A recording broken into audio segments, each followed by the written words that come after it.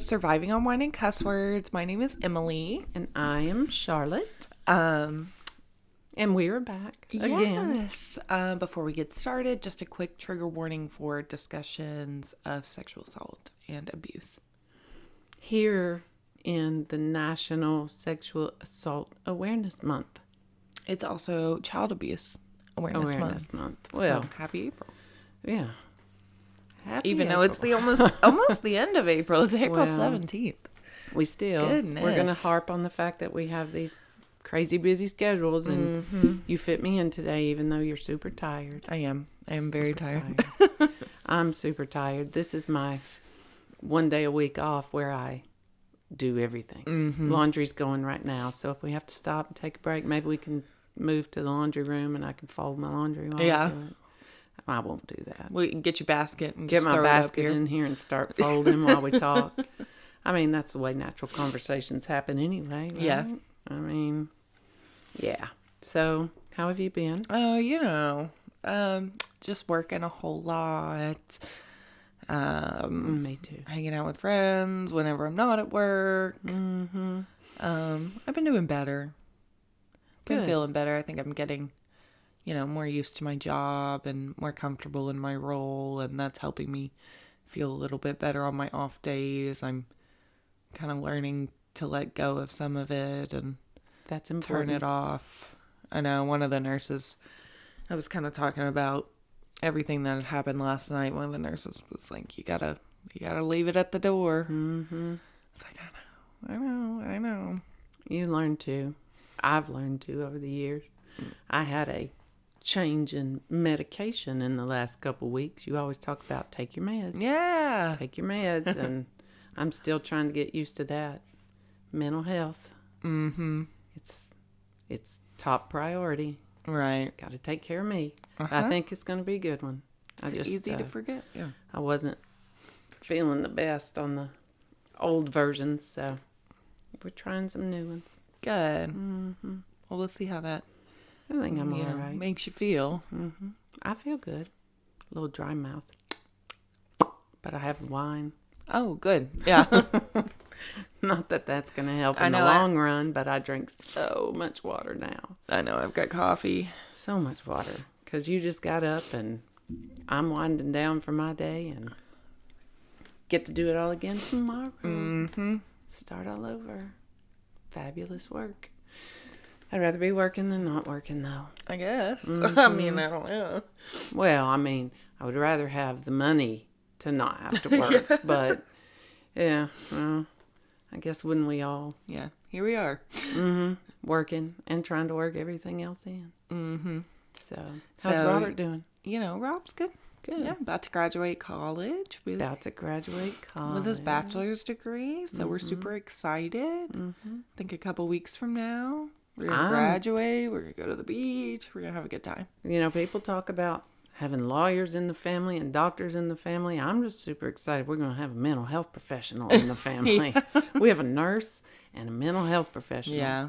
That's kind of what this family needs. Yeah. I think. We have no need for a lawyer and a doctor. Yeah, who needs them? We can do without it. We have a nurse. We're good. And now we have somebody, mental health professional. Yeah. So I'm happy about that.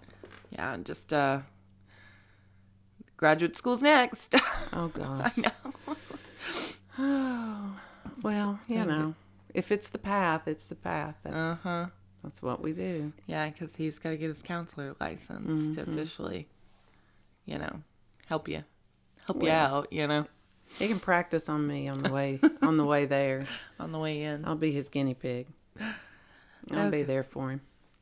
Okay, so today we're going to start with a survivor story, which is going to lead us into our main topic today. I haven't read this email. Mom's going to read it to me, and then we're going to talk about one of the questions that this email asks. Okay. It says, "Hey, Charlotte and Emily. I want to start by saying that I love your podcast. It has really helped me to understand why I feel the way I do sometimes. I heard about you from the listener Tale on Morbid, which I'd love to hear about. I'm still glad that happens. Also, before I start my story, I really think you two ladies should do a collaboration episode with the Morbid Girls. That would be cool. We could fly up to Boston and do that. I mean, I don't know how we could meld I think the their two podcast together. may be a little bit bigger than ours. Maybe just a hair. Maybe just a hair bigger, but who knows? Who knows? We could come up with true crime, morbid with this too, but that's just kind of not their shtick. Okay. I have changed all names in my story. So we're good here. Okay. All names have been changed. Okay, so my story goes like this. When I was 14, I was spending the night at my aunt's house, and she took everyone that worked for her out for a Christmas party. When she returned with her boyfriend, Jim, and her roommate, we will call him Shithead, they told me that she was going to stay at Jim's house and I would stay at her house with Shithead. Now, this wasn't too alarming because he had been friends with my parents and my aunt for a while. I was young and didn't really think that someone so evil could look so normal. That's a big thing. It happens sometimes. Right. After my aunt and her boyfriend left, Shithead said, how about we go get some pizza? And he wanted to pick up some things. I said, sure. So we went and got pizza, and he stopped at the gas station to pick up some things. I didn't know till we got back that he had picked up some alcohol. 14. Okay. He asked me if I had ever drank before, and I said no. He then told me that he would make us up some screwdrivers, still being an immature 14-year-old straight male. I thought it was cool to have an older friend that would treat me like an adult and give me alcohol. After a few drinks, I started to feel the effects of the drinks. He then told me that he had some straight porn that he thought I would like. I told him that I thought it was weird, but he told me that there was nothing weird about it, and we were just two guys hanging out. He then took advantage of me and said he was doing it as a favor for me. I felt so much shame and regret after that night. Now, I won't go into every single detail of that time, but there was definitely grooming that went on. He bought me a cell phone and other gifts and kept reminding me that I didn't want to get in trouble for drinking, and I also didn't want to get him in trouble. This went on for some years. Looking back now, after 21 years and a lot of research, I now know that what went on was not okay and that Shithead was a predator. Right. I recently tried to get into therapy, but the area that I live in, counselors are not available. I tried to do online counseling, but instantly didn't like it because the counselor always seemed like he had something better to do and he looked similar to Shithead. That's always a bad thing too. I mean, it happens, but I know this has been a lot, and if you're still reading, thank you. Your podcast really has helped me to not feel so alone on this journey. I would love to get Emily's point of view on how to tell my wife and parents this story. I'm definitely not great at writing, so thanks for reading. I would love if my story made it to the podcast, but if it doesn't feel a lot better, just fine. But if it doesn't, I feel a lot better just finally telling someone about it. Yeah. I really am jealous of the relationship you two have, and I hope nothing but the best for you. And that's the question. First of all, I'm very, very sorry for what happened to you, and you are completely correct in what you know now, that person, Shithead, was a predator. Right. Was a predator. Yeah. A predator in one of the worst senses, in that he did something that in the beginning you thought was cool and it was just going to be your little secret, and he gave you alcohol and then took advantage of the state that you were in with the alcohol, and then kept on by saying, well, if you tell somebody, you're the one that's going to get in trouble because you're the one that drank alcohol. Right.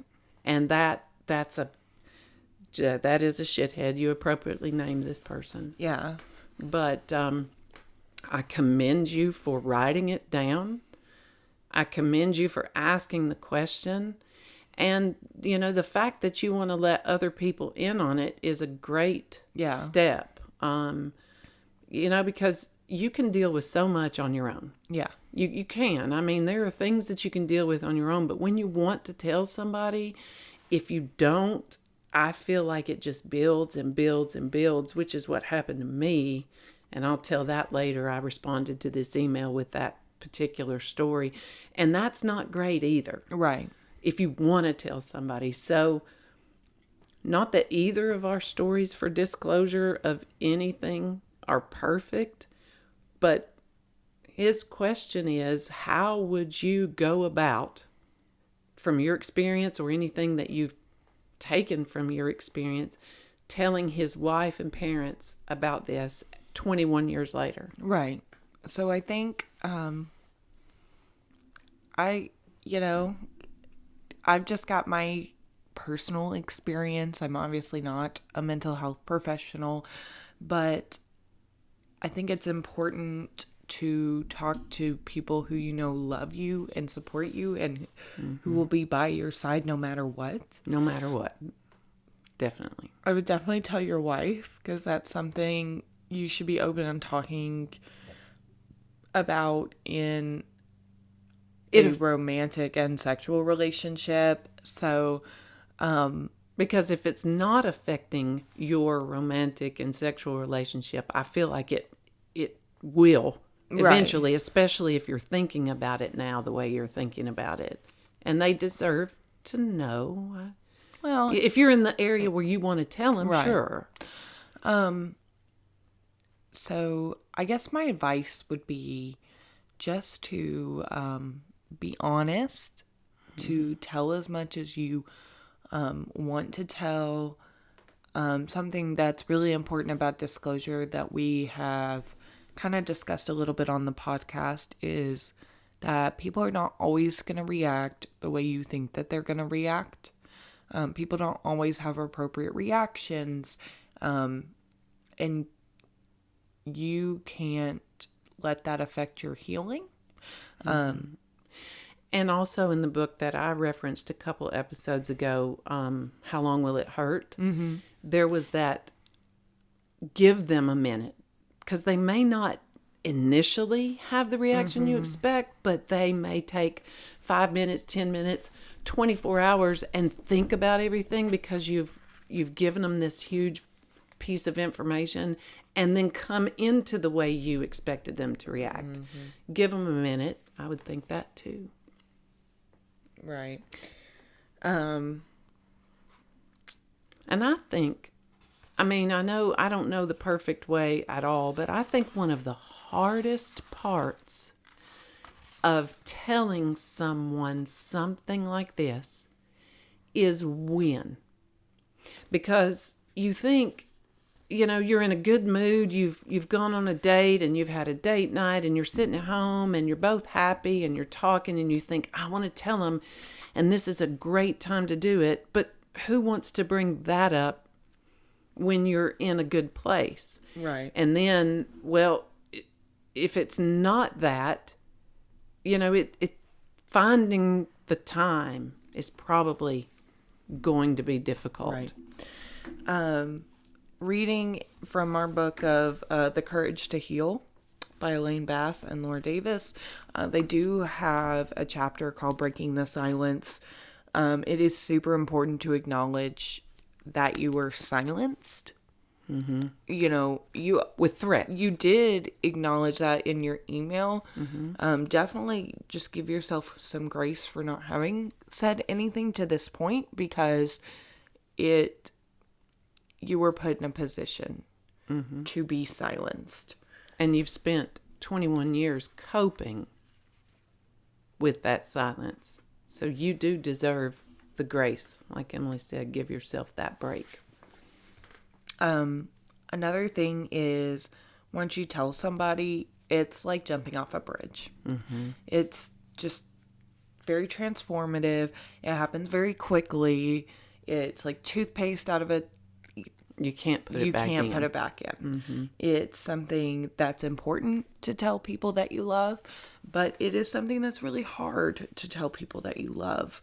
And it's hard to get out. It's hard to like physically get the words out. You just have to, and understand that it starts this process of healing that may not feel very good at the beginning. So like I said, telling is not always easy. It's super hard to just get the words out. I remember personally when I was trying to disclose, it's just like my mouth was like stuck. It's like there's just no way that I can say this in words. And you've already taken a step by putting it in writing. That's already such a huge acknowledgement. And you know, it's for a modern age kind of thing, and it's not anything that I have any experience with, nor you, Emily, but it could very well be where you sit your spouse down and say, listen to this podcast. What do you think about it? And then, you know, in the end, I'm the one that wrote that. You know, that's a way where you don't have to say the words. Yeah. You know, you've said them, you've typed them, you've sent them, and now they're out. And it's a way kind of to tiptoe into it, maybe. Because in the beginning, they're not going to know who it is. You know, that's just one suggestion. I know there are ways that I would not recommend going about it, which is kind of the way I went about it with my husband. And Emily, I still kind of, I mean, I will never feel bad and I will never regret. I say hounding you, but just sitting with you and holding you and watching you cry and just, please tell me, what's wrong. I kind of feel bad when I hear these things that you talk about, let them do it on their own time. Like I pressured you into doing it. I'll never regret it because you did it and we move forward. But, you know, is there a better way? Right. You know? Another important thing about disclosure is who you choose to tell. Obviously, like a therapist or a therapy support group would be a great place to disclose. You said you've not had really good luck with therapists, but it's also super important to tell your partner and tell close friends, because they can begin to understand why you might be angry, upset, or preoccupied, or maybe even want to be alone. The book here says your friends need to understand why you may not trust them readily. Your lover needs to understand why you may have difficulties with sex, or why you may cling or withdraw. There are lots of work involved in building healthy relationships, and you need the people in your life as allies. Although it may not be necessary or appropriate to tell every single person you meet, it is important to share with the people you want to be close with. So it's just important for developing deeper relationships to tell those people that you want to be close with so that they can be your support person. And understand a little bit about some of the ways that you act sometimes. I mean, they may be curious, you know, why every time we hear this song do they get upset? Or, right. You know, every time I suggest chicken, they get mad. You know, if it's a secret. It's a secret, and I am a firm believer that the only secrets in the world that should be kept are surprise parties. If it's a secret, it's hurting someone. If it's not hurting you, it's hurting someone. Right. Secrets are not good.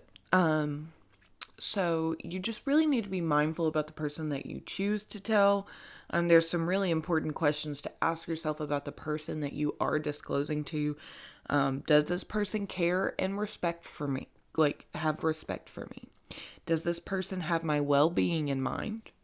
Is this someone I'm able to share my feelings with? Do I trust this person? Do I usually feel safe with this person? Is this person reasonably comfortable talking about personal issues? And if all of that is true, then you are in a safe environment to disclose your abuse at that point. It's all about just finding people who love and care for you. Something that does come up when you tell people is, like I said, it's toothpaste, and it may feel like a mistake initially. Mm-hmm. So you may, some things that you want to ask yourself when you disclose sexual abuse is,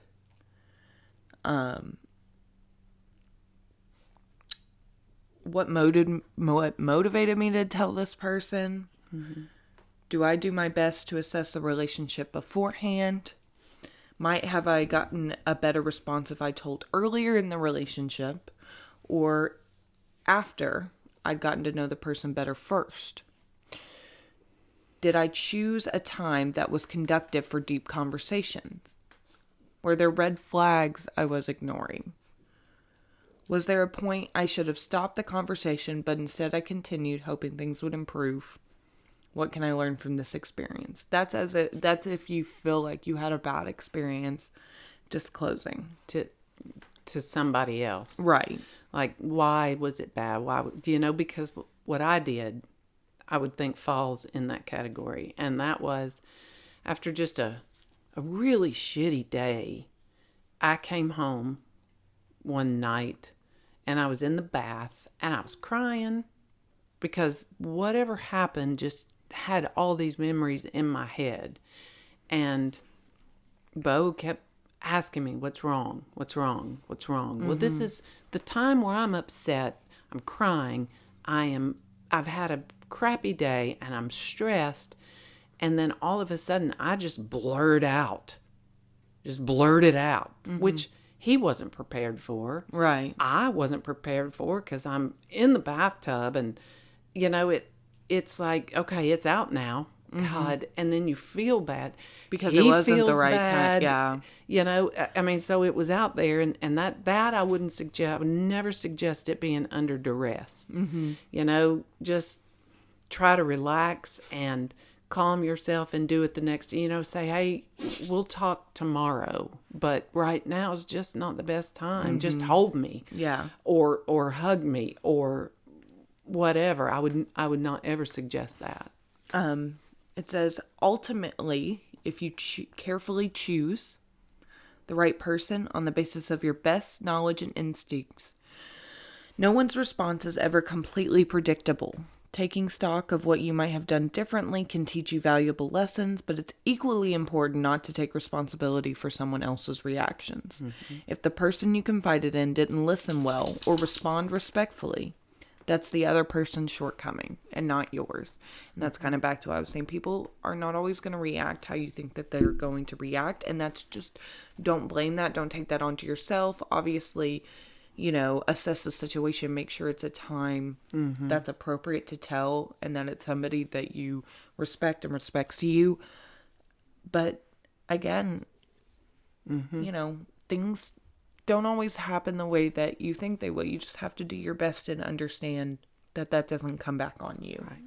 And no matter how you decide, when you decide, who you decide to tell, telling in and of itself is never a negative thing. Mm-hmm. How you did it, when you did it, to who you did it, those are things that you might change in the future, but the fact that you're saying it is never a negative thing. Right. That's your healing journey. That's your time to tell what happened to you. I know there were times, like you said in the beginning, the more you tell it, almost the easier it gets. Because in the very beginning, when I was having to tell people at work, particularly because our head really has to be in work at work, And so there were people that needed to know, I've got this going on in my life at home. Mm-hmm. And trying to tell them, I was just like I couldn't get the words out.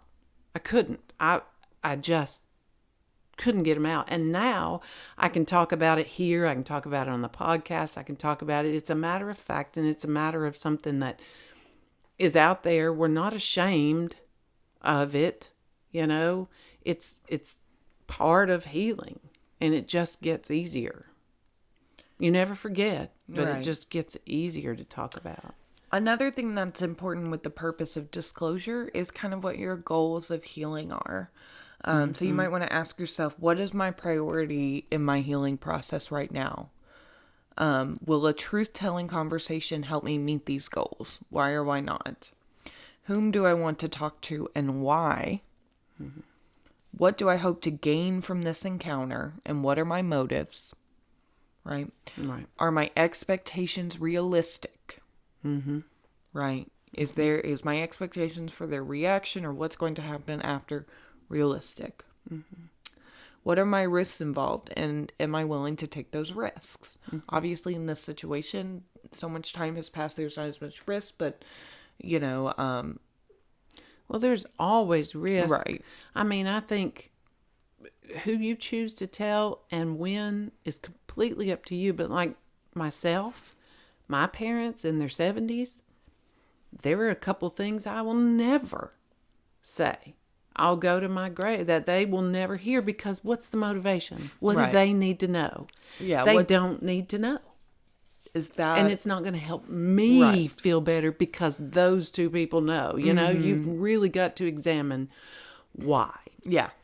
And if it's because you don't want to be the only one who has the knowledge, because that's a hard and heavy burden to carry, that you're the only one other than the perpetrator who has the knowledge that this happened, and you do want to share it with someone that loves you and cares for you and has your well-being in their heart. That's a completely valid motivation and reason to want to tell them. Right. But if it serves no purpose, make sure it's a motivation that serves purpose for you. Right. Another question to ask yourself is, can I realistically imagine both the worst and best possible outcomes, and can I live with either one? Yeah, So just... I mean, I'm not saying that this person is this way at all. But if I were telling my spouse, you'd have to imagine open, loving arms and a feeling of a weight lifted off of you. And, oh my God, that's just horrible, and I can't ever live with you. I can't ever look at you again. Right. You have to imagine them. both scenarios and live with both. Right, because you never know what would happen. You don't want to imagine that would happen, but people are different. People are weird. And like I said, that's not you, that's their shortcomings, Right. but that's still something that you have to be prepared for and have to live with.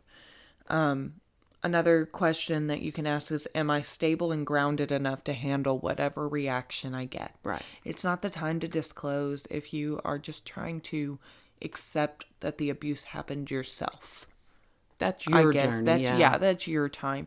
Although disclosure really helps with that internal healing journey. It's not always the best thing for your healing when you disclose. For example, when I disclosed, I had a particular person ask me, well, did he really rape you? Or was it just, you were underage? Right. And this just was something that I didn't need at that time. Yeah. Thinking back on it now, No. And that's what you have to be prepared for. And it's still completely valid motivation if you want to tell this person because it's going to help you, then you have accepted that you'll deal with whatever their reaction is no matter what. Because if it's for you, that's your goal. If it's for them, for letting them in on your disclosure, then your motivation is for them, and you have to analyze how they'll react, and is it worth telling them? I'm never going to say don't disclose. Right. Just find what's motivating you first and what you expect on the outcome. So let's say that you have accepted the best and the worst outcome, and you have decided to disclose, something that can be helpful is to make a plan, to think about what you're going to say, write it down, think about the different ways they can react, kind of role play in your head, and be prepared. In that way, it can kind of take some of the scariness away. And if you write it down, you could even write it down and hand it across the table. There's many, many ways to do it. It doesn't have to be spoken, but when you're ready to do it, your choice of how to do it is ultimately on you. Right. And we're here as that outlet as well.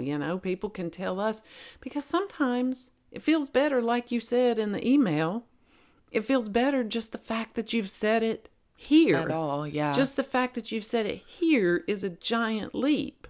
So we're there, we're that outlet as well. But, when you choose to tell somebody else, you're going to have to be prepared to accept what happens. It doesn't really matter how we react, because we are not in your life every day. We are, a couple of people surviving on wine and cuss words and trying to help a few people along the way. What we think doesn't matter, but someone close to you, it's going to matter to you how they react. Right. This author said, "I'm really glad I told my parents. It was one of the most unpleasant things I've ever done in my life, but the freedom of telling the truth to the people who abused you is really amazing. It feels rotten before you do it feels rotten while you're doing it, and it feels rotten after you've done it, but at least it's not hanging over your head anymore." Yeah. The weight lifted. I just feel like is such a cathartic experience. When you have this thing that's really weighing on you and you're able to tell someone that you love and that loves you, it's life-changing. Life-changing. You get that weight off of you and you physically feel better. Yeah. So, I encourage it in any way, shape, form, or fashion, except for that whole blurting out in a rage. But, it was out. It's out now. And so, yeah, I wouldn't have done it the same way, but I did it. So making some of these choices, you were already headed down the path because you're already thinking about it. And that's a great thing. You're doing exactly what this book suggests. You're thinking about how to do it. You're thinking about when to do it, where to do it. You've decided who you want. You said you wanted your spouse and you wanted your parents. You've decided who you want to tell. And you're already down the path of exactly what these experts are saying in the book. Another thing I would like to just say, you don't always have to disclose. If it doesn't feel right, don't allow yourself to be pressured. And don't pressure yourself into a discussion about the abuse with your abuser or family members. You can heal without it. You can, absolutely. My push for people to disclose is when they are really, really holding on to something that they can't cope with on their own, that they need help. There are some abuse, there are things, like I said, I will hold inside for the rest of my life because it serves no purpose to let anyone know. It just serves no purpose. Not for me. I'm fine and have moved on, and there's no good reason to ever say anything. Yeah. So I don't. And that's my choice. Yeah. That's my choice. It's all about your goals of healing. But again, just making sure that you have people who love and support you. That you are prepared for any reaction. Right. That you go through the scenario in your head to prepare. That it is an appropriate time to disclose the abuse. Yeah. and that you understand that their reaction is unpredictable. And it doesn't, and it's not because of And you. it's got nothing to do with you. It's their reaction. Yeah. And still, I'm so sorry that you went through what you went through and that you've dealt with it all these years, but you sound like already you're in a place where you didn't need much of our help. And I heard today, when you ask somebody for their opinion or you want to get their okay on something or their push for something, that some people see that as weak, like you can't just make a decision. You're not, but it's like being in a wolf pack. Sorry, I hit the microphone. Like being in a wolf pack. The wolves could kill each other and all sorts of wild animals around them. They are killers. Right. But they still nuzzle each other, love each other. They look for acceptance from each other. So it's okay to look for acceptance from us. Looking at your email, I feel like you are right where you need to be. And you didn't need us to say, here's how to do it. You're going down the path of actually doing it. But you asked for that, and we're telling you, you're in a great place, you've got a great mindset from everything I read, a great mindset of where you're going. Right. Figure out the motivation, figure out the time, practice it. Yeah. Practice makes perfect. You say it 100 times and I promise you it'll be easier to come out. So.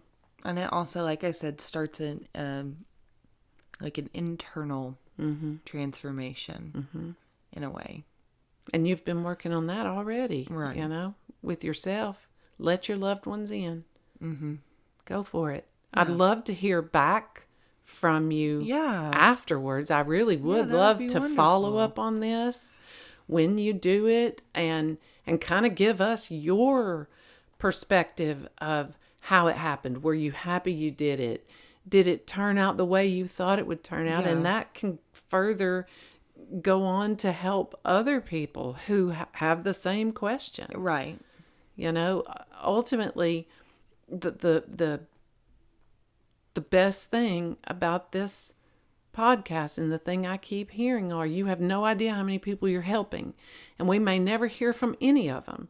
And you may think you will never help anyone. But I guarantee you, someone out there was listening to this email that you wrote today and wanted the same question answered. Right. So you've helped someone else, if not multiple someone else's. Yeah, just by telling your story. And that's another reason to disclose. It's all about your goals of healing. Right. Making sure you have people around you that love and support you. Being willing to accept both negative and positive reactions. Yeah. I think that's just a shitload of good advice. Yeah. I think, albeit we had good and bad experiences with disclosure, take our negative, take our positive, and go for it. Yeah. But I would love to hear back after to see how it turned out. I really would. Even if it's not something you want read on the podcast, I want to hear back from it personally. And I'll tell Emily and we'll just discuss it on our own. One of our walks that we like to take sometimes to get some. I hope that your partner reacts in a way that is loving and supporting. Absolutely. I hope that it makes things more transparent in your relationship, because that's what the goal is, to get to help and let someone else help you carry this. Right. Because it's heavy. Someone who loves you. And just acknowledge and to help start that healing journey of true acknowledgement that it wasn't your fault. If this is someone who really loves you, I hope that they would react in a way that it's not your fault. And I'm sorry that happened to you. And I love you regardless. And I'm here to support you. That's right. And that's good all luck. survivors ever want. Yeah. I mean, We wish you the absolute best in whatever decision you make. And whatever decision you make is the right one. Right. You know, no matter how it turns out, because it's what you ultimately decided to do, and this healing journey is about you. I guess the only other thing we didn't really touch on is possible consequences. I know you had mentioned this being a friend of an aunt, so possibly friend of the family. Right. 21 years ago. So there could be unexpected negative consequences when disclosing to your family about this. And that goes back to prepare for the best reaction and prepare for the worst reaction. Because especially, you know, I don't think it would affect your partner as much, but family that might know the abuser, that's when you kind of get into, you know, well, what are my goals for telling? You know, if I want to be loved and supported, are these people, you know, going to react in that way?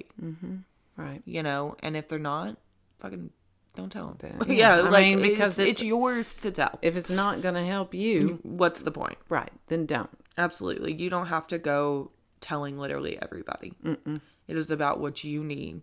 It's about making it real. It's about telling people who support you. And if you feel like your parents, when you tell them, are not going to support you or are going to ask unnecessary questions, you don't have to tell them. You don't have to tell them at all. Yeah. It's not a requirement. Yeah. It's what you need for healing. Right. Absolutely. And we wish you the best. Yeah. We do. And is there anything else you want to add, Emily? I don't. I think that's all I have. I really hope. I really, really, really am just thinking about you. I hope that when you disclose that you feel like a weight's lifted and that things do go well. But just to understand and make sure that you are in a headspace to handle any reaction that you get from anybody. Prepare. Think about what you want to say. Write it down. You know. And good luck. And we look forward to hearing back from you. Yeah. We really do. And anybody else who's thinking about disclosing. Who thinks about it, or anybody else who wants to write in. survivingonwineandcusswords @gmail.com. survivingonwineandcusswords.com. There's a website, there's an Instagram, there's email, P.O. box. Yeah. Write it down on a physical letter and mail it. You know, whatever, you know. We are here to listen to your story, and if we are the first step, I am proud that we make you feel comfortable enough to tell us to practice on us. Tell us your story and practice on us, because you will get no judgment. Yeah. You might get a few cuss words and a few shitheads and a few, you know, that was really shitty and we love you and we're sorry you went through that. Yeah. But you'll get no judgment from us, no matter how you tell us or no matter what the story contains. None at all. So we want everyone to feel that way. Right. So email us, write us. I won't say call us accidentally like I did a couple weeks ago. Call us. Just ring a ding on the phone. Thank you guys so much for listening. Thank you. If you listened to this whole episode, I hope that this helps you or helps someone that you love. Again, we do have our YouTube, our podcast, our website, our email, our P.O. box. You know, get in touch with us. Yes. And we hope you just have a wonderful couple of weeks. We hope to make another episode soon. But our schedule's kind of all over the place. And I am absolutely just adoring listening to these survivor stories. I'm sorry that it happened to you, but it's so cathartic for me to even just listen to these stories, even after I've disclosed all these years later. It's really healing. It's really helpful. So thank you guys. Thank you for listening, and we'll see you, or you'll hear from us next time again soon. Bye. All right, guys. Bye.